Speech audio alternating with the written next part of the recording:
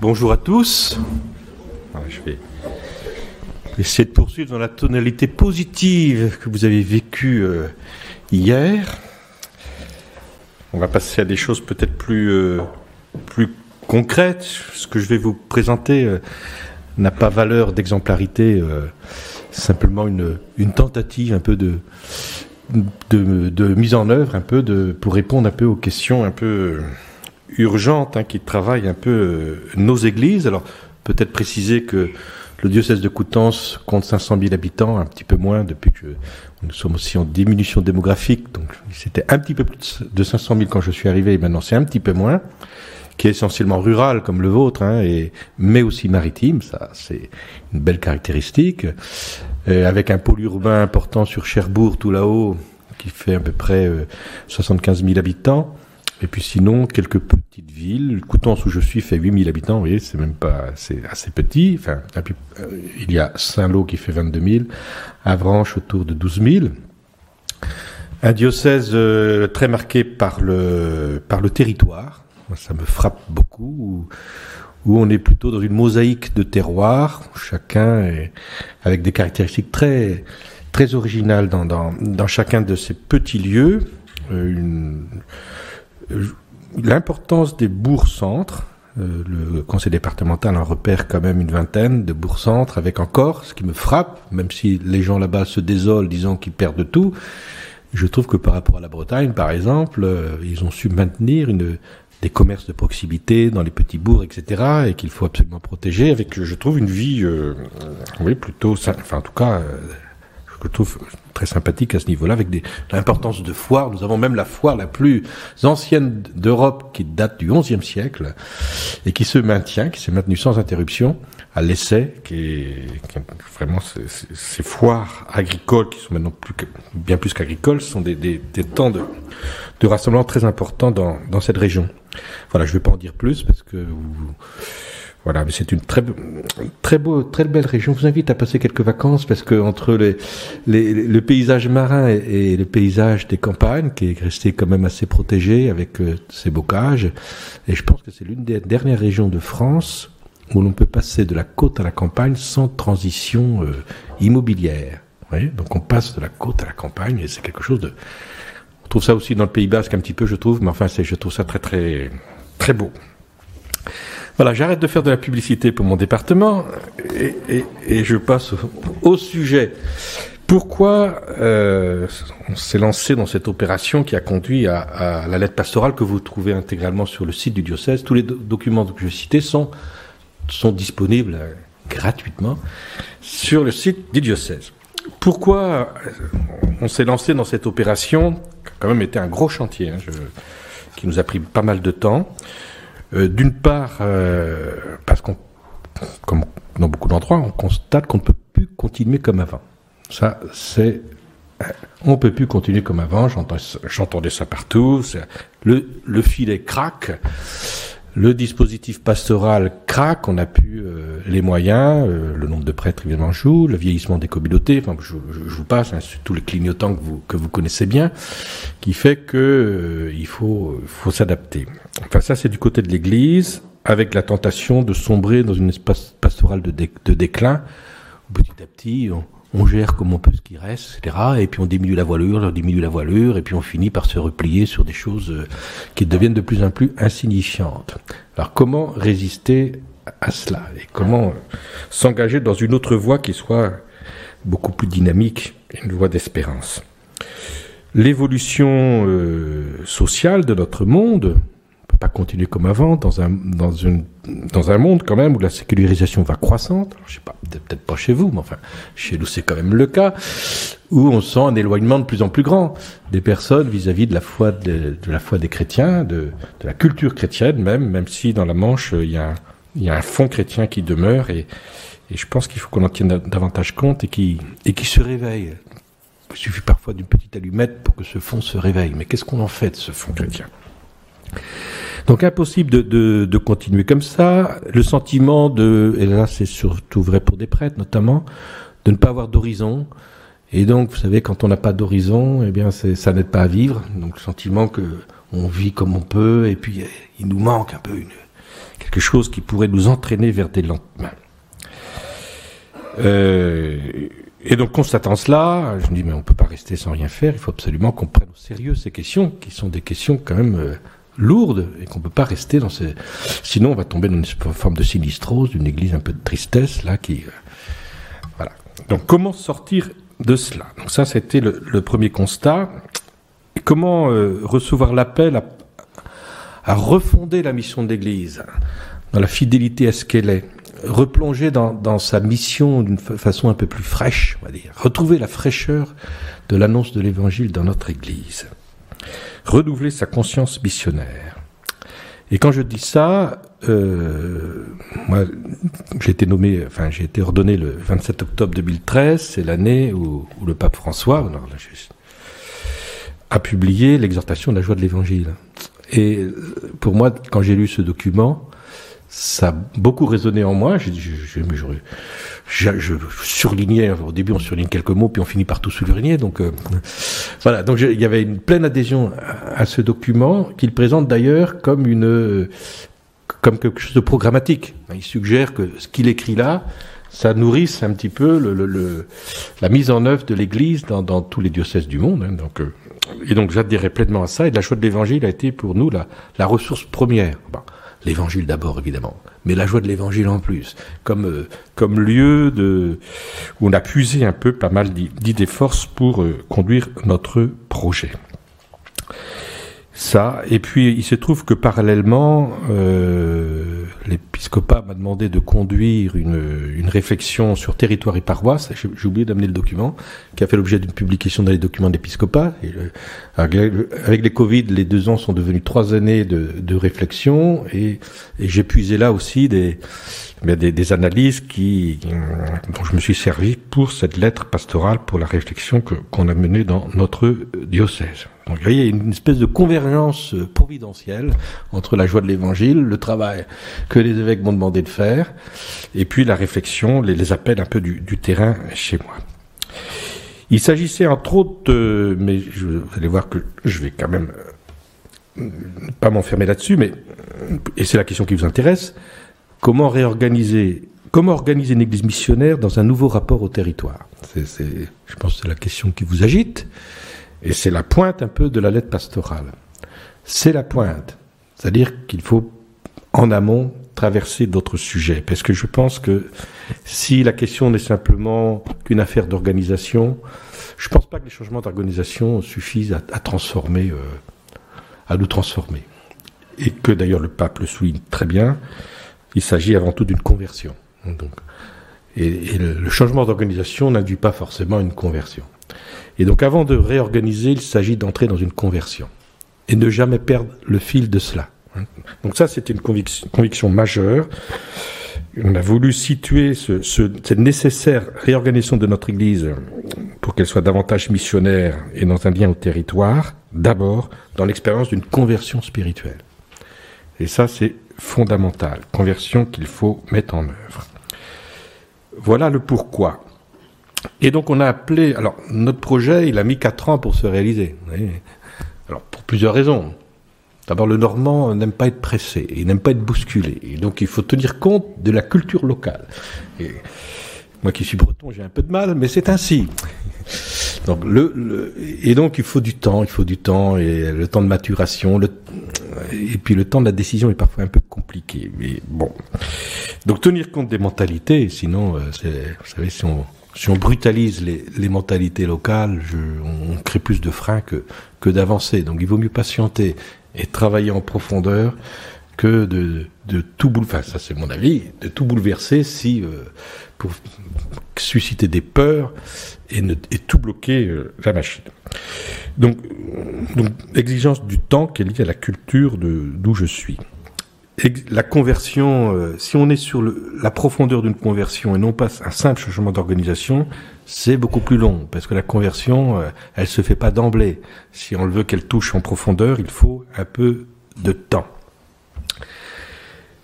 Donc on a choisi le mot, c'est venu après, vous savez, je vais m'en expliquer aussi, on a choisi le mot d'itinéraire. Donc on a mis en place un itinéraire diocésain de conversion missionnaire, qui devait nous prendre 3 ans et qui a pris 4 ans, à cause du Covid notamment, mais aussi parce que on n'est pas, enfin, un itinéraire, c'est pas un programme à mettre en œuvre. Un itinéraire, c'est un chemin qui s'invente pas à pas. Et ça, je trouve ça très important. Ce qui veut dire que on est dans un discernement spirituel permanent. Et on adapte le chemin en fonction de ce qu'on perçoit dans le discernement de l'esprit. Ça veut dire qu'il y a eu des corrections de trajectoire, il y a eu, et puis on est parti sur autre chose. Enfin, on n'est pas dans un programme bétonné, c'est pas le plan à respecter coûte que coûte, etc. C'est quelque chose d'évolutif. Et je trouve que c'est pour moi capital. C'est toujours comme ça que j'ai fonctionné d'ailleurs. J'aime bien, penser en marchant. Et pas simplement suivre un chemin tout tracé. Donc on a essayé de penser en marchant. C'est pas toujours confortable pour des gens, parce qu'il y a des gens qui aiment bien que tout soit un peu ficelé dès le départ, puis clac, et puis on suit la route comme sur des rails à la SNCF. Mais là, on a pensé en marchant. Et donc, dans les intuitions premières, cette conversion, la conversion, c'est ce que dit le pape, devenir des disciples missionnaires, ce qui veut dire devenir davantage disciples et davantage missionnaires. Et ça n'est pas simple. Elle passe par évidemment, au cœur de cette conversion, il y a la parole de Dieu. Donc, je vais en parler. La parole de Dieu est essentielle dans le chemin que nous avons pris. Et puis le discernement dans l'Esprit Saint, qui est aussi essentiel. Ce qui veut dire une grande ouverture aux signaux, à ce qui se passe, etc. Et ne pas rester figé dans des forteresses, sans cesse avoir cet art qui fait que on gouverne en sentant les éléments. Oui, parce que ça, les marins savent bien ça, qu'il faut sentir le vent et la mer. Pardonnez-moi, nous ne sommes pas au bord de la mer. L'autre intuition, c'est faire preuve de lucidité et d'espérance. La lucidité sans l'espérance conduit à la désespérance. L'espérance sans la lucidité conduit au rêve, à l'utopie sans réalisme. Donc, ne pas craindre d'analyser vraiment les choses, de consentir à nos pauvretés, à notre précarité, pas faire comme si on avait tous les moyens de tout faire, ne pas craindre de voir aussi des difficultés du monde contemporain, etc. Et en même temps, se laisser toujours traverser par l'espérance qui nous vient de Dieu. Et là aussi, c'est un acte fondamental, c'est que c'est le bon Dieu qui conduit les choses. Nous ne sommes que des instruments, et si on n'a pas cette conviction première, on risque de s'épuiser très vite. Donc, un itinéraire plus qu'un programme, une conversion profonde qui passe par l'écoute de l'Évangile et par le discernement de l'Esprit Saint, conjuguer la lucidité et l'espérance. Je dirais aussi une démarche synodale. Alors, on n'a pas fait un synode, parce qu'un synode, c'est une énorme machine qui a aussi beaucoup de contraintes. C'est-à-dire que... Et j'avais le sentiment, mais ça, j'ai peut-être tort, sentiment que il y avait une espèce qu'on appelait ça de dépression postnatale après les synodes. C'est-à-dire qu'on a fait tellement de trucs qui suscitent beaucoup d'espérance, et puis tout d'un coup, après, ça retombe un peu à plat. Et je souhaitais qu'on soit dans une démarche beaucoup plus régulière, qui s'arrête pas un jour, mais qui continue. Ce qui ne veut pas dire que ce qu'on a essayé de faire ne soit pas sans action synodale, c'est-à-dire qu'on a essayé d'associer l'ensemble du peuple de Dieu à la démarche, même si le Covid vraiment nous a fragilisé énormément, parce que tout ce qui était prévu n'a pas pu se réaliser. On l'a fait en virtuel, mais j'en parlerai tout à l'heure. Mais en tout cas, la démarche synodale, ce n'est pas que l'affaire du curé, ce n'est pas que l'affaire des diacres ou des laïcs en pastoral. Cette conversion, elle est celle de toute l'Église. Et le pape insiste bien là-dessus. Et pour qu'elle soit celle de toute l'Église, il faut que tous les acteurs de l'Église en soient acteurs et participants. Mais c'est pas simple à conduire, je le reconnais. Exigeant parce qu'il s'agit aussi d'entrer dans un double décentrement. Et ça, je pense que c'est une des questions difficiles de notre Église, qui a tendance à s'auto-centrer sur elle-même, un peu trop souvent, et qui oublie le double décentrement. Le premier, c'est le décentrement du côté du Christ, donc de revenir sans cesse à la figure du Christ, et le décentrement du côté du monde. Et ça, c'est pas gagné. Parce que si la réorganisation de notre Église est d'abord pilotée par une logique de survie, la survie de l'Église, et non pas pilotée d'abord par la mission de l'Église qui suppose qu'elle se greffe toujours plus au Christ et qu'elle s'ouvre toujours plus au monde, on va pas y arriver non plus. On va ne faire qu'engendrer des groupes fermés qui vont essayer de survivre comme ils peuvent. Voilà. C'est pas très stimulant. Voilà pour les principes. Alors, je vais illustrer après dans la manière dont ça s'est déroulé. Donc, le déroulement. On avait choisi d'avancer en 3 étapes qui se sont construites les unes après les autres. Alors, après, le mot étape, je le garde, mais il n'est pas juste à mon avis, parce que c'est pas simplement des étapes, on a franchi une étape, et après on passe à une autre, et on passe à une autre. C'est beaucoup plus, je dirais, des apprentissages. Je pense qu'on est dans une logique d'apprentissage. Des apprentissages à des attitudes fondamentales, qui sont appelées à demeurer. Donc c'est pas, je fais une expérience, puis je passe à une autre, je fais une essence fondamentale qui doit perdurer. Et vous allez voir pourquoi. Donc je parle plus d'apprentissage d'attitude fondamentale, donc en trois étapes. Les 2 premières, alors on avait choisi un intitulé pour que ce soit... Bon, alors on a intitulé ça comme ça, encourager des communautés de disciples missionnaires à s'engager dans les processus d'évangélisation. Bon, ça rassemble beaucoup de choses, c'est un peu synthétique, mais c'est la formule qui nous a guidés pendant les 2 premières étapes. Encourager des communautés de disciples missionnaires à s'engager dans des processus d'évangélisation. Et la dernière étape, ça a été organiser une église missionnaire dans son rapport au territoire. Donc, vous voyez, la question du territoire est venue après. Une fois qu'on a essayé de bâtir, de construire, de stimuler des communautés de disciples missionnaires qui s'engagent dans des processus d'évangélisation. Le mot encourager était très bien reçu parce que il ne s'agit pas de faire comme si rien n'existait, etc., et puis de faire table rase, etc. Il s'agit d'encourager à partir aussi de ce qui est en germe, dans ce qui se vit déjà dans bien des communautés. Et pour les pasteurs, je crois qu'aujourd'hui, le mot encourager est décisif. Je pense que les prêtres ont besoin d'encouragement. Et nous avons tous besoin d'encouragement. Donc, il ne s'agit pas d'être dans une logique culpabilisante, vous faites rien, il faut tout, mais vraiment essayer d'être guidé par ce souci sans cesse d'encourager. Et donc j'ai pris mon bâton de pèlerin pour aller avec toute une équipe. Je n'étais pas tout seul. Il y avait donc, enfin bon, si ça vous intéresse, je vous dirai un peu comment ça s'est passé de façon plus en détail. Mais bon, on sera peut-être dans l'échange ensuite. J'ai combien de temps là, parce que j'ai pas d'horaire et tout. J'ai jusque quelle heure là pour l'intervention? Jusqu'à 10h45. Ah oui, ça va, d'accord. Réaction entablée en vue de questions. D'accord. Vous êtes le maître du temps. Voilà. Bon, alors. Où j'en suis?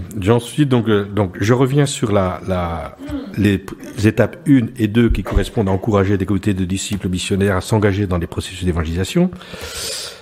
Comment faire? Alors la première intuition a été de proposer et de stimuler des fraternités missionnaires. Et là, donc il y a eu une volonté... alors, toutes ces réflexions-là s'est fait avec une équipe diocésaine qui rassemblait un peu des responsables de service, des prêtres, des diacres, enfin bon, une quinzaine de personnes qui a porté ce projet, relayé par des équipes locales. L'idée première de proposer des fraternités missionnaires. Alors, qu'est-ce que c'est qu'une fraternité missionnaire dans notre esprit? C'est d'abord centré sur la parole de Dieu, donc ce sont des lieux où on fait l'expérience de l'écoute priante de la parole de Dieu, à la fois dans l'écoute du texte et dans l'écoute de ce que me dit le frère. Enfin, vous connaissez ça, donc un peu inspiration lectio divina, c'est-à-dire qu'on a beaucoup insisté pour qu'on prenne le temps de l'écoute de cette parole dans la prière, qu'on écoute le frère, et qu'ensuite on se mette en situation, mais comment vivre de cette parole et comment témoigner au plus proche de notre environnement. Donc ça a été un gros travail. je vous présenterai tout à l'heure la 5e édition. Donc ça fait, on est à la 5e édition d'une plaquette qui présente de façon très concrète alors c'est très concret, hein, un choix de texte, quelques questions posées, et puis une invitation à agir à partir de cela. Je pense qu'il faut une volonté pastorale très forte pour conduire ça, parce que j'ai des échos divers là-dessus. Il y a des diocèses qui s'y sont mis et où ça n'a pas répondu. Enfin, nous, en tout cas, c'était un choix très, très fort. Et donc, j'ai pris mon bâton de pèlerin avec toute l'équipe là pour visiter. Alors, nous, on a 8 doyennés dans le diocèse, donc on a fait des assemblées de doyennés. Ça, c'était l'échelon qu'on avait choisi pour lancer tout ça. Donc, on a lancé des fraternités missionnaires, et je dois dire que la première année a été assez remarquable, puisque 220 fraternités sont nées dans le diocèse. Donc ça, c'était quelque chose d'extrêmement fort. Bon, après, on ne peut pas dire que les jeunes et les familles étaient les plus représentés, mais peu importe. Là aussi, il faut... Réjouissons-nous de ce que nous faisons. Restons ouverts à ce que nous ne faisons pas, mais commençons par nous réjouir de ce que nous faisons. Parce que si on commence déjà à s'accabler de ce que nous faisons, parce que ça ne nous fait pas avancer, quoi. Donc on s'est réjoui de ces fraternités missionnaires, et il y a eu de très belles expériences, alors très différentes selon des paroisses. Je pense que ça vient aussi à l'impulsion pastorale qu'on donne. Il y a des paroisses, on n'a pas saisi la chose, soit parce que le curé n'y croyait pas trop, vous savez, les curés qui sont très autonomes, soit parce que les mentalités, c'est le Normand, il va pas se confier comme ça, aller rencontrer d'autres pour parler de ce que je vis intérieurement, donc c'était un peu exigeant. Bon, donc c'est très variable. Ce qui me réjouit, c'est que dans des paroisses très populaires, il y a eu 7 ou 8 fraternités, toutes petites paroisses populaires. Enfin, c'est pas là où on attendait que le monde est venu, forcément. Et donc, un soutien avec des animateurs. On a fait aussi une formation pour le diocèse est tout en longueur, là. C'est 2h30 de haut en bas. Et donc c'est très difficile de faire des rencontres comme vous à Moulins, là. Nous, c'est toujours très difficile. Il faut toujours faire 2 ou 3 rencontres pour espérer voir un peu de monde. Donc on a fait des rencontres de formation pour présenter la pédagogie un peu de tout ça avec tous les. Et puis on a fait un rassemblement de ces fraternités à la cathédrale. Alors je savais pas du tout. Puis bon, on n'avait pas la comptabilité. Je savais pas combien il y a d'équipes, tout ça. Enfin, il faut que ça reste très gratuit, tout ça. Sinon c'est un peu piégeant. Et ça a été un des moments heureux de voir une cathédrale remplie de tous ces gens qui participaient d'une fraternité avec une phase de témoignage, de prière, etc. C'était un très bon moment. Et là, j'ai eu le sentiment qu'il y avait comme 2 forces vives dans le diocèse par rapport aux baptisés impliqués. Les baptisés qui sont dans les EAP, qui participent à l'animation des paroisses, etc., qui c'est quand même une force assez considérable, hein, même si quand on y pense. Et puis ces membres des fraternités, qui étaient quand même 2e levier du dynamisme de l'Église. Et puis nous avons voulu aussi faire un pèlerinage en Terre Sainte, avec d'envoyer des fraternités, c'est-à-dire c'est des paroisses qui envoyaient des membres pour des membres de fraternités, et je dois dire c'est le plus beau pèlerinage que j'ai fait en Terre Sainte. Enfin, c'est 90 personnes de 17 à 83 ans, et c'était... Alors, la première... Il faut que je surveille ma montre parce que sinon je suis pas... Ah, j'ai une horloge en face, très bien, ça m'arrange. Et donc la première édition, ça a été sur la formation du disciple dans l'évangile de Marc. Et donc tout notre pèlerinage a été conduit là-dessus. Donc la première plaquette était sur devenir disciple à la suite de l'évangile de Marc. Voilà, donc je trouve que c'est quelque chose et du coup ça permet à des gens d'entrer dans cette conversion. Vous voyez, dans cette conversion... Dans le diocèse où je suis arrivé, il y a cette belle habitude de tous les 2-3 ans surtout, de proposer une retraite pastorale pour les prêtres, les diacres, les laïcs en mission ecclésiale. Donc c'est autour de 60-80 personnes qui se retrouvent pendant 3 jours, plein, avec une retraite pastorale, c'est le matin une retraite de type personnel, sur la conversion personnelle le matin, et l'après-midi sur la conversion de l'Église. Donc avec des fraternités et comment on va conduire l'Église dans cette conversion. Ça a été aussi, parce que comme je vous l'ai dit, j'ai vraiment le souci qu'on soit dans une démarche spirituelle de bout en bout et pas simplement une démarche d'organisation. Donc tout ça participe à ça. Où j'en suis dans mes papiers? Oui, voilà. Donc première année, lancement des fraternités. Et vous avez compris, attitude fondamentale. Donc il n'est pas question que les fraternités disparaissent après un an. Il y en a d'ailleurs qui ont voulu. Alors après, c'est vrai qu'on a subi le Covid, qui a éliminé un certain nombre de fraternités, et là on est en train de relancer avec une 5e édition. Et bon, j'espère que ça va bien repartir. Mais pour moi, les fraternités missionnaires sont une des clés qui sont très locales. C'est pas des fraternités qui rassemblent des gens à 30 km les uns des autres. C'est vraiment, pour moi, j'y mets beaucoup et dans le travail que j'ai fait sur territoire et paroisse, ça apparaît vraiment comme un des leviers aujourd'hui de l'Église en France, de développer ces petites fraternités qui peuvent avoir des modalités très différentes. On n'est pas obligé de... Mais ça, c'est au plus local. C'est une présence d'Église au plus local, avec le souci des gens qui sont autour de nous. Première étape, les fraternités. Deuxième étape, les processus d'évangélisation. Alors ça, c'est un peu plus compliqué. L'appellation, elle vient du pape François dans la joie de l'évangile. Bon, processus, ça fait un peu industriel et tout ça. J'ai cherché d'autres mots qui sont un peu plus poétiques, mais je n'ai pas trouvé. Si vous avez un mot, c'est très bien.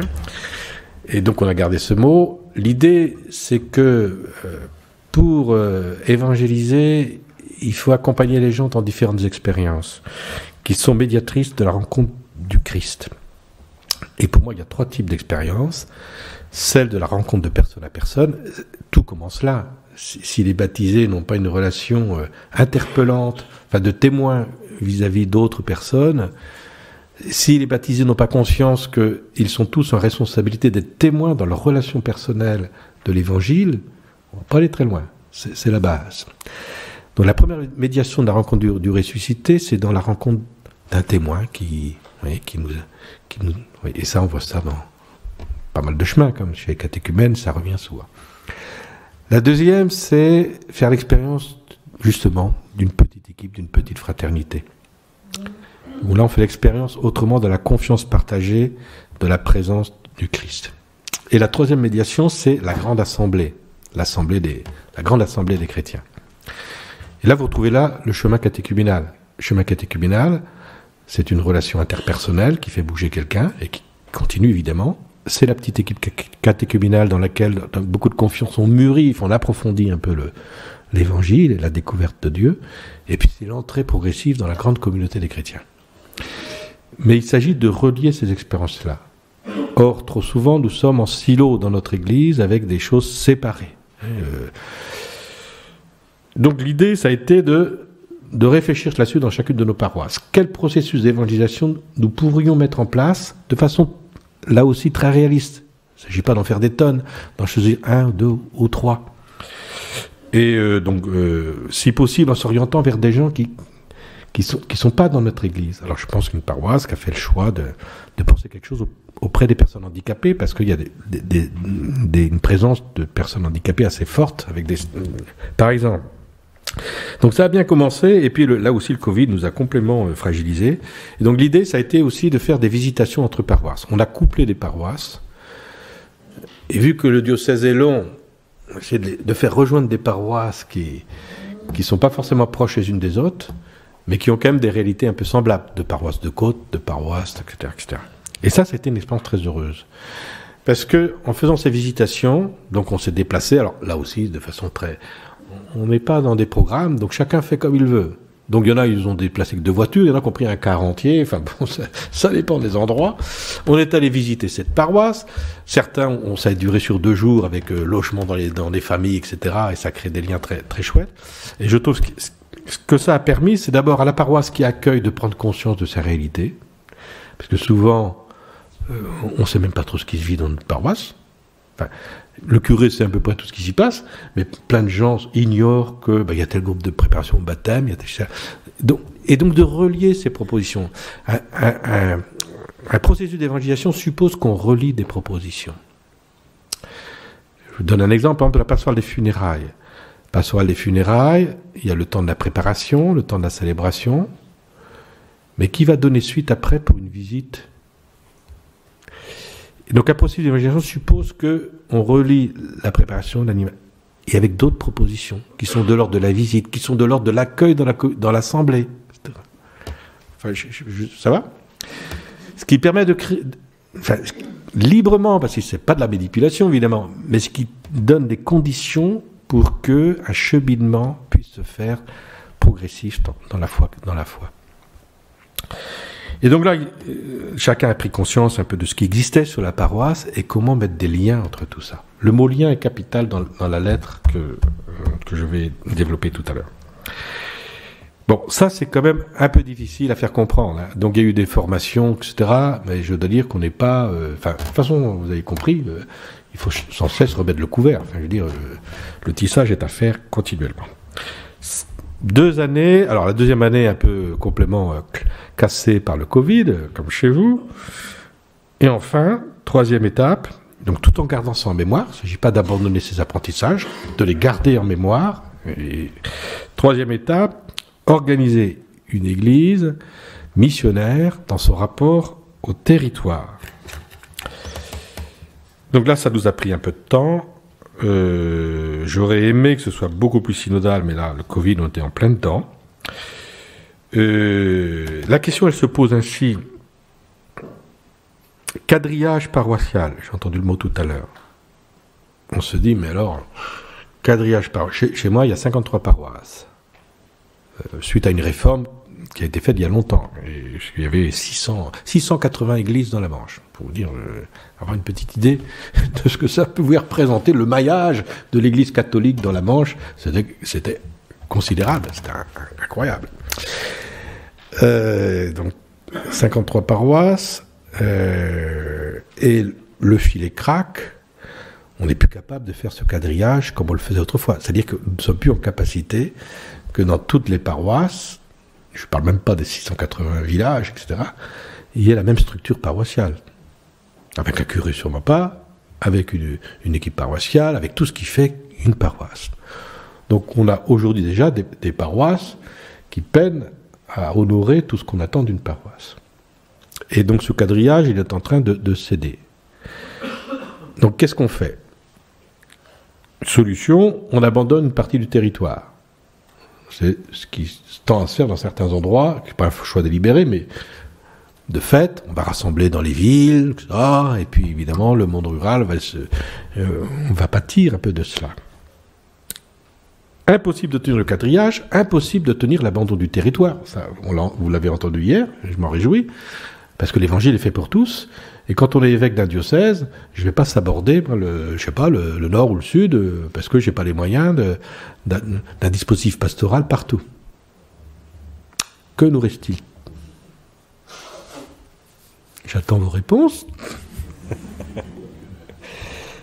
L'idée que nous avons eue, c'est de différencier les rapports au territoire. C'est-à-dire de cesser d'imaginer qu'on va faire la même chose partout. Et que dans tous les territoires, il y aura la même chose. Donc ça, c'est le principe qui nous a guidés. Je vais prendre maintenant... alors, la réflexion s'est faite en assemblée de doyennés. Chez nous, le doyenné est quand même un lieu majeur en diocèse. Mais alors, comme c'était le Covid, on a fait une assemblée virtuelle, une assemblée synodale virtuelle avec 190 personnes en visioconférence. Moi, j'y tenais absolument parce que sinon on ne fait rien. Et je dis c'est incontournable. Et je peux vous dire que j'étais très étonné. D'abord, on était très bien préparé.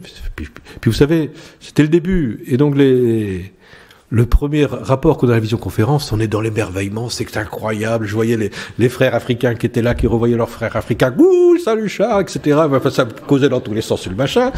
Enfin, bon, alors maintenant, on est un peu lassé. Mais au début, il y avait un peu ça. Donc on a profité de ça. Et avec d'abord un temps de prière. Alors, c'est pas évident de prier en visioconférence, mais on peut y arriver. Un temps, un théologien qui est intervenu sur l'Église, parce qu'il faut sans cesse qu'on revienne sur la mission de l'Église, et non totalement insistant sur le décentrement au Christ et au monde. Et ça, je pense, parce que sinon, on arrive chacun avec ses convictions, avec sa façon de voir, et je pense que le travail synodal qui est en train de se faire aujourd'hui, il est capital. C'est pas simplement s'affronter dans nos idées, etc. C'est s'écouter dans l'esprit et avancer ensemble, ce qui est tout à fait autre chose. Et ça, je pense qu'on a réussi à le faire dans cette assemblée synodale virtuelle, avec des petits ateliers, on partait en petites classes les uns les autres, etc. Et j'ai senti que là, parce que l'évêque, il a besoin de sentir l'adhésion de son peuple, ou le refus du peuple. Et là, j'ai senti qu'il y avait une adhésion sur le fond. Alors, non pas qu'on n'a pas tranché sur mais sur le fond, sur les intuitions qui étaient à l'œuvre dans notre chemin. Et ça, c'est très important et très réconfortant pour un évêque, de sentir que ces intuitions sont partagées, parce que sinon le pauvre, il part sur autre chose, quoi. Et donc cette visioconférence finalement a été plutôt réussie, même si on aurait préféré se voir en présentiel, évidemment. Alors après, je vais reprendre vous avez le plan de la lettre pastorale avec vous. Donc après tous ces échanges, des remontées, des allers-retours, donc j'ai dit assemblée diocésaine, assemblée en doyenné. Après on a fait des propositions de redécoupage, etc. Après on est redescendu. Je voulais pas au début redescendre au niveau de la paroisse. Le premier réflexe de la paroisse, c'est l'auto-centrement souvent. Donc on est parti à une échelle plus large pour favoriser une ouverture. Après on est revenu sur les paroisses et puis il a fallu trancher. Et donc avec forcément quelques mécontents. Bon, mais comme on est sur un chemin et par une programmation, on se donne 3 ans d'expérimentation et on pourra recorriger les choses. Je crois aujourd'hui, il faut éviter de tout bloquer, quoi. Enfin, notre monde invite à la souplesse permanente, donc il faut en tenir compte. Donc vous avez le plan, je crois, de la lettre pastorale. Vous avez ça dans le document. Bon, je ne vais pas revenir sur tout. Oui, une dernière chose, vous avez vu le tableau derrière. À chacune des étapes, il y a un artiste qui a produit une œuvre à contempler. Et donc on a tiré des images avec une prière au dos qui a alimenté pendant 1 an ou 2 ans la prière du peuple de Dieu. Et ça, je trouve aussi ça tout à fait... pour moi, ça n'est pas que du décoratif ou que du... je pense que ça aide les gens à entrer aussi de façon profonde dans ce qu'on essaye de mettre en place. Donc, ça commence par le sol et la fraternité. Donc là, on commence par essayer de se décentrer du côté vers ceux que nous sommes invités à servir. Et donc l'idée, c'est prendre soin du sol et de la fraternité. Ça, c'est la base, mais qui n'est pas si simple. Donc évidemment, ça s'inspire des 2 encycliques de François, Laudato Si, plutôt prendre soin du sol, Fratelli Tutti, prendre soin du frère. Mais vous savez que François relie fortement les deux. Le prendre soin du sol conduit à prendre soin du frère, le prendre soin du frère conduit à prendre soin du sol. Donc dans un milieu agricole, nous sommes le premier département d'actifs en agriculture de France, donc ça pèse lourd. Donc dans cet univers-là, la conversion n'est pas évidente, elle est en œuvre, mais je pense que notre Église n'est pas assez présente sur ces questions-là. Donc sur la question de la solidarité, sur la question de la question de l'écologie, nos communautés chrétiennes sont encore très loin. Donc c'est une invitation d'abord à s'intéresser à ces questions du monde et à prendre sa part dans ces questions du monde. Mais je peux vous dire que c'est pas gagné, parce que le réflexe premier, c'est pas... on verra ça cet après-midi. C'est pas de quelle manière l'Église... De quelle manière nous participons au bien commun du lieu où nous sommes, dans le prendre soin du sol et du frère. Première question qui se pose, mais quand est-ce qu'on aura la messe le dimanche à telle heure? Enfin, je caricature, mais c'est quand même un petit peu ça, quand même, dans certains endroits. Et donc, il y a un effort important pour... décentré, quoi. Peut-être en Normandie. Je vois bien que déjà au niveau de l'équipement, vous êtes tellement supérieur que... C'est vrai, je peux vous dire, vous avez de la chance d'avoir tout ça. Voilà, donc le sol, alors ça il faut y revenir sans cesse, et donc le carnet de route des fraternités qu'on a proposé cette année, c'est une manière, on a écrit ça comme des textes bibliques par lesquels on pose la question surtout de prendre soin du sol. Là. Donc ça relie Laudato Si. Donc il y a des extraits de Laudato Si. Il y a d'abord, ce qui est central, c'est la méditation de la parole de Dieu et de quelle manière on s'implique. Donc je pense que ça va aider à cette conversion qui est essentielle aujourd'hui. Enfin, évangéliser et envoyer, je vais aller assez vite là-dessus parce que je vais y revenir plus tard. L'idée, c'est quand même que pour être envoyé, il faut d'abord être évangélisé. Donc les fraternités, évidemment, participent à ça. Parce que prétendre annoncer l'évangile sans avoir vraiment se laisser décaper par l'évangile, c'est une illusion. Et nous avons toujours à nous laisser décaper par l'évangile. Et donc, les instruments pour ça, c'est la vie ordinaire de l'Église, la parole, la vie sacramentelle, évidemment, les fraternités qu'on a mis en place et qu'on relance, et puis une école de disciples missionnaires. Depuis 1 an, on a lancé une école de disciples missionnaires qui regroupe 25-27 personnes venues venues du diocèse.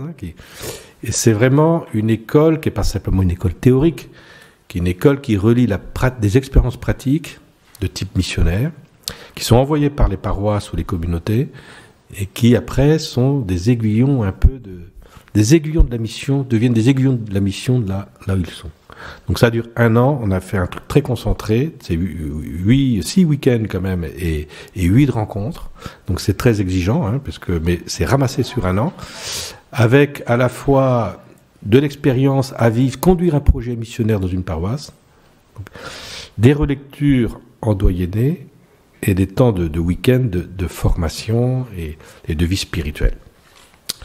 Et je suis très content de ce qui s'est passé la première année. Là, on a lancé la 2e année. Et vraiment, c'est un lieu extrêmement fraternel, avec des gens de toutes sortes. Vous savez, depuis la CO jusqu'au renouveau charismatique, enfin, tout.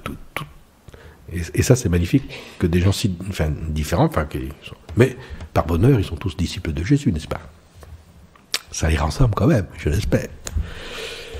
Donc des fraternités missionnaires et l'école de disciples missionnaires. Mais j'en viens, puisque c'est votre sujet principal, et je vois l'heure qui tourne, des liens et des lieux. J'ai envie de dire que outre ce que j'ai dit déjà, être lucide et plein d'espérance, et dans l'espérance, c'est une des clés, à mon avis, du texte. Les autres mots-clés, c'est proximité. C'est-à-dire que l'idée, vraiment, c'est de... Alors, on m'a dit... et là, il faut le démontrer. Notre intention première, c'est de renouer avec la proximité de l'Église, avec les gens du coin. Et puis, l'articulation lien et lieu. Alors ça me paraît décisif. J'ai mis du temps à formuler ma phrase, mais... Vous savez, on a animé Terre d'Espérance à partir de là, et puisque j'étais dans la conduite de Terre d'Espérance aussi. Et je vous propose cette petite phrase. Puis après, je me dis, c'est ça que je veux dire. Il n'y a pas de lieu vivant sans lien entre les vivants. Ça, c'est la clé de l'aide pastorale. Il n'y a pas de lieu vivant sans lien entre les vivants. Dans l'itinéraire il y a eu aussi une rencontre des élus. J'ai fait une rencontre des élus, il y a 70 élus qui sont venus, des maires et tout ça. Et c'était vraiment, on a eu un échange très très bon sur cette question-là, parce qu'ils sont de la même question. Pas de lieu vivant sans lien entre les vivants. Beaucoup de gens sont attachés à leur lieu, à leur église. On a un petit village, on a notre église, et on sait combien les gens, croyants ou pas, sont attachés à leur église. Ils sont attachés à leur commune, ils sont attachés à leur village. Mais ils attendent que ce lieu devienne vivant par je ne sais quel miracle. Soit qu'on envoie un prêtre, et tout le monde réclame un prêtre, mais on est dans l'incapacité d'envoyer des prêtres partout, c'est évident. Soit que quelqu'un va tout d'un coup, va venir un ange qui passe et qui va réveiller tout le monde. Même si je crois aux anges, bon. Or, cette phrase nous dit que s'il n'y a pas de lien entre les vivants, il ne se passera rien, il ne faut pas rêver. C'est essentiel. Et vous allez voir que toute la dynamique qui suit, elle passe là-dessus.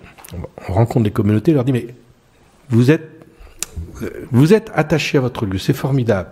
Arrêtons de dire que l'attachement local, et puis il est très tendance aujourd'hui, c'est quelque chose qui... l'esprit de clocher, le machin, il faut dépasser ça, soyons des mondialistes, etc. L'attachement au territoire, au local, il est précieux. Et il le sera de plus en plus parce que les gens ont besoin d'enracinement. Sinon, ça flotte. Et ça, on s'en rend compte de plus en plus. Donc, ayons un regard positif là-dessus. Ceci dit, il ne faut pas que le local devienne un bocal. Il faut qu'il reste ouvert. Donc, partons de façon positive là-dessus. Vous êtes attaché à votre lieu. Mais pour que votre lieu soit vivant, il faut du lien entre vous les vivants. Et puis on le prend au sens large, les vivants c'est les humains, mais c'est aussi le lien avec toute la création, par exemple. Et on intègre là Laudato Si. Et pour moi là c'est quelque chose enfin, c'est une clé pour aujourd'hui. Et si vous ne voulez pas vous relier entre vivants, ne rêvez pas que votre lieu soit vivant. Et les choses sont entre vos mains. Je ne sais pas si je suis très clair. Voilà. Donc ça, c'est la base, c'est la clé. Alors ensuite, on a imaginé 4 types de rapports au territoire. Alors, on va prendre les intitulés parce que, oui, vous les avez là, c'est formidable. 4 types de lieux d'église. Donc dans l'idée qu'on peut plus on peut pas avoir la même structuration avec les mêmes investissements, tout ça dans chaque lieu. Donc il faut imaginer différent. Et donc vous avez là les 4 lieux. L'Assemblée pour tous. Alors j'ai pesé les mots. Je peux vous dire que je me suis cassé la tête. L'Assemblée pour tous dans des lieux manifestes eucharistiques. Je me suis inspiré du document Territoire et paroisse que j'aurais pu amener là, qui est un document de l'épiscopat. On a fait appel à l'ancien recteur de la catho de Toulouse, le père Christian Delarbre, qui est devenu archevêque à Aix-en-Provence, qui a fait tout un travail sur les lieux d'église. Et je me suis inspiré de ça. Et donc, dans le diocèse, il y aura 15 lieux manifestes eucharistiques. Donc, on voit bien que ces lieux sont structurés autour de l'Eucharistie, c'est-à-dire qu'on s'engage à ce que l'Eucharistie soit célébrée tous les dimanches. C'est l'Eucharistie dominicale, qui soit célébrée. Et que ces lieux développent leur vie autour de l'Eucharistie. C'est quand on dit Eucharistie, il n'y a pas simplement le culte. L'Eucharistie rassemble toutes les dimensions de l'Église. Vous avez dans l'Eucharistie l'annonce de la parole, vous avez l'accueil, vous avez l'envoi vers le monde, vous avez le geste de paix, vous avez l'écoute de la parole. Toute la vie chrétienne se concentre dans l'Eucharistie. Et il s'agit de penser l'Eucharistie dans toutes ses dimensions, donc avec des prolongements autour de l'Eucharistie, ou en amont de l'Eucharistie. Donc ce qui suppose quand même des communautés qui ont un peu de moyens, parce que il faut quand même animer tout ça, et évidemment le prêtre, là, il y a un curé, nécessairement, et une équipe, et les diacres. Enfin, à la fin, vous verrez que j'aborde la question des ministères. L'Assemblée pour tous dans des lieux eucharistiques. L'idée, c'est que... alors, je ne vais pas vous faire de la théologie en barre, hein. Bon, et que ces lieux sont missionnaires dans le sens où on est sûr que là, l'Assemblée des chrétiens se réunit à heure fixe chaque dimanche. Et que quelqu'un qui est de passage, quelqu'un qui ignore, qui a envie de voir ce que c'est qu'une assemblée d'église, sait où aller. C'est en ce sens-là où ce sont des lieux missionnaires. Parce que si vos horaires, vos lieux sont dispersés, échangent à tout bout de champ, etc., les gens sont complètement paumés. Il faut des repères fixes. Sinon, et les gens de passage, où est-ce qu'ils vont aller? C'est comme en vacances. Alors, il y a Messe Info, je sais bien. Mais bon, on a besoin de repères qui soient très visibles de ce point de vue-là. Et c'est le rôle de ces lieux évangéliques, de ces lieux manifestes eucharistiques. À ces lieux manifestes eucharistiques de proximité, des paroisses, sont associés des lieux évangéliques de proximité. Où là, l'accent est mis vraiment sur la proximité, sur la fraternité. Donc des fraternités missionnaires. Alors, il y a 2 types de lieux évangéliques de proximité. Une fraternité missionnaire, c'est un lieu évangélique de proximité, dans la mesure où il est ouvert autour de lui, une équipe d'ACO, tout ce que vous voulez, une aumônerie scolaire, une aumônerie ceci, tout ça. Et puis, il y a le lieu évangélique de proximité paroissial, qui est un peu autre chose. La paroisse, pensée comme lieu évangélique de proximité. Ça ne veut pas dire que l'Eucharistie soit interdite, mais on ne pourra pas tenir une régularité hebdomadaire. Ça peut être de temps en temps, etc. Par contre, ça veut dire qu'il y ait quand même la paroisse, qui est des formes de rassemblement autour de la parole de Dieu de temps assez réguliers, pour qu'il y ait un tissu paroissial. L'idée, c'est que tous ces lieux évangéliques de proximité sont reliés à un lieu manifeste eucharistique. Que tout ça fonctionne ensemble. Que le lieu manifeste eucharistique s'efforce d'être plus ouvert à la population de ces lieux. Je pense par exemple à Cherbourg. Évidemment, le lieu manifeste, c'est au cœur de Cherbourg. Il y a des paroisses périphériques. Il faut absolument que ce lieu manifeste s'ouvre à ces paroisses périphériques. Donc il y a une conversion à conduire de tous les côtés. Et que les lieux évangéliques de proximité, vous savez, il y a des lieux qui s'épuisent à vouloir tout tenir. C'est ça notre problème. Donc on épuise des communautés à vouloir tout tenir. Il faut qu'elles fassent tout. Et donc dans un lieu évangélique de proximité, on cesse de vouloir tout faire. Et on va se concentrer sur une proposition missionnaire de proximité. Le lieu manifeste eucharistique prenant en charge d'autres dimensions qu'on ne peut pas tenir de toute manière. Ça, je suis clair ? Donc c'est ça l'idée. La fraternité pour chacun, vous sentez bien que là la relation interpersonnelle est beaucoup plus forte, dans des lieux évangéliques de proximité. Le troisième lieu, ce sont l'hospitalité pour des gens de passage, dans des lieux sanctuaires ou maisons d'accueil. Il y a un certain nombre de diocèses, il y a des monastères, il y a des maisons d'accueil, etc., qui sont extrêmement importants. Ici, on ne fait pas communauté, c'est plutôt des gens qui passent, souvent.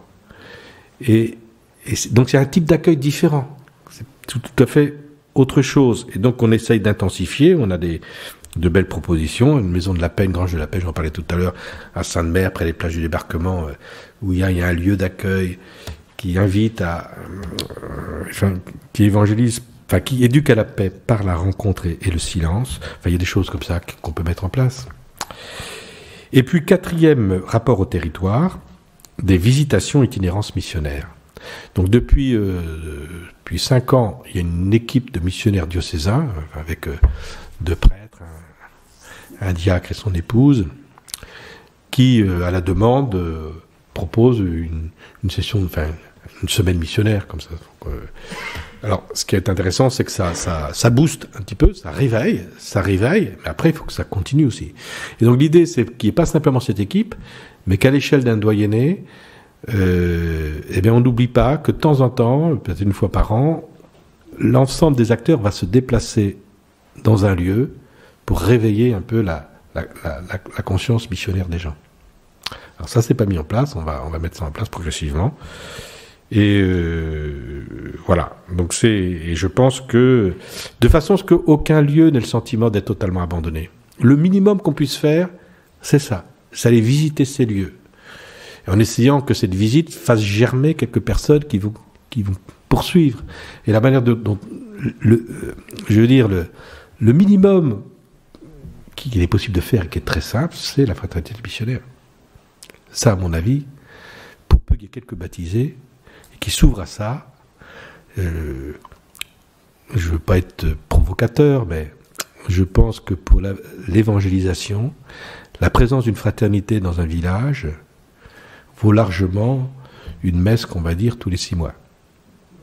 Bon, je ne devrais pas comparer ça, parce que la messe est essentielle, évidemment. Mais je pense pour que la fécondité... Et donc c'est là-dessus qu'il faut qu'on appuie, quoi. Ben, je vais m'arrêter là, parce que... Donc, vous avez... Du coup, pas de paroisse isolée. Il n'y a plus aucune paroisse isolée. Soit... Alors, j'ai la carte, là. Ça, c'est les... Enfin, vous voyez rien, mais c'est pas grave. Les petites bulles blanches, ce sont les lieux... Il y a 15 lieux évangéliques, 15 lieux manifestes eucharistiques. J'ai beaucoup hésité. Je pense que 15, on aura peut-être du mal à tenir. Je pense que j'ai peut-être été un peu optimiste, mais enfin, on verra. Et puis, chaque lieu manifeste eucharistique a ses lieux, a ses paroisses, lieux évangéliques de proximité associés. Et donc, c'est un nouvel échelon qui apparaît, finalement, parce qu'il y a les doyennés. Alors, bon, après, non, je ne veux pas mortir l'après-midi. Donc, voilà. Donc, en tout cas, ce qu'il faut retenir, c'est qu'aucune paroisse n'est isolée. Et que ça les oblige à travailler ensemble de plus en plus. Et ça oblige les prêtres à travailler ensemble. Et donc, j'ai fait des nominations cette année, en tenant compte de ça, évidemment. Faut être un peu cohérent quand même. Et donc, j'ai fait 25 nominations de prêtres. Et ce qui m'a réjoui, et j'en suis très étonné, c'est que j'ai eu j'ai pas eu un badge. Je me dis, oh là là, ça va être de la galère. Mais il y a eu 25 oui du premier coup, ce qui est quand même chouette. Et une des clés, c'est que on a essayé de penser des équipes de prêtres, des fraternités, des prêtres qui sont en mesure de travailler ensemble. Et donc, selon les tâches de couleur, là, vous avez, alors ça peut être 2 prêtres, ça peut être 3, ça peut être 5, c'est très variable. Vous avez des prêtres dont je trouve que on progresse. Alors depuis longtemps, on avait insisté sur la fraternité des prêtres avec des popotes communes, des machins, tout ce que vous connaissez. Mais là, on peut être très fraternel et incapable de travailler ensemble, vous savez. Donc là, on enclenche une vitesse pour qu'ils collaborent ensemble. C'est pas gagné, je peux vous dire, parce qu'il y a toujours des solitaires. Hein. Et puis il y a le rapport au diacre. Mais ça, c'est pour la suite de l'aide pastorale, donc des questions des religieuses et consacrées, les diacres. Et donc l'une des clés aussi, c'est de. Je pense qu'un diacre ne peut pas avoir une responsabilité paroissiale, ne peut pas avoir la responsabilité d'un lieu manifeste eucharistique, c'est nécessairement un prêtre. Par contre, un lieu évangélique de proximité peut très bien être conduit par un diacre. On n'est pas sur le même rapport. Bon, je m'arrête là parce que je vous laisse deviser ensemble.